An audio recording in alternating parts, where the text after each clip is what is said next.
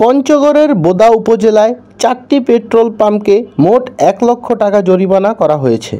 এ অভিযান পরিচালনা করেন উপজেলা সহকারী কমিশনার এস.এম. ফুয়াদ এর নেতৃত্বে ভ্রাম্যমাণ আদালত। বুধবার দুপুরে বোদার বিভিন্ন ফিলিং স্টেশনে মোবাইল কোর্ট পরিচালনা করা হয়। নির্বাহী ম্যাজিস্ট্রেট এস.এম. ফুয়াদ জানান, ওজনে কম দেওয়ায় অভিযোগ, এক্সক্লুসিভ অ্যাক্ট ও ওজন ও পরিমাপ আইন লঙ্ঘনের জন্য 4টি ফিলিং স্টেশনকে জরিমানা করা হয়েছে। আজকে আমরা বিজ্ঞ জেলা ম্যাজিস্ট্রেট স্যারের নির্দেশনায় বোদা উপজেলার বিভিন্ন পেট্রোল পাম্প এবং ফিলিং স্টেশনে মোবাইল কোর্ট অভিযান পরিচালনা করি। এই সময় মাপে কম দেওয়ার অভিযোগে এবং এক্সক্লুসিভ অ্যাক্টের বিভিন্ন বিধি লঙ্ঘনের দায়ে এবং ওজন ও পরিমাপ মানদণ্ড আইনের বিভিন্ন বিধান ভঙ্গের দায়ে 4টি ফিলিং স্টেশনকে সর্বমোট 1 লক্ষ টাকা জরিমানা করা হয়েছে।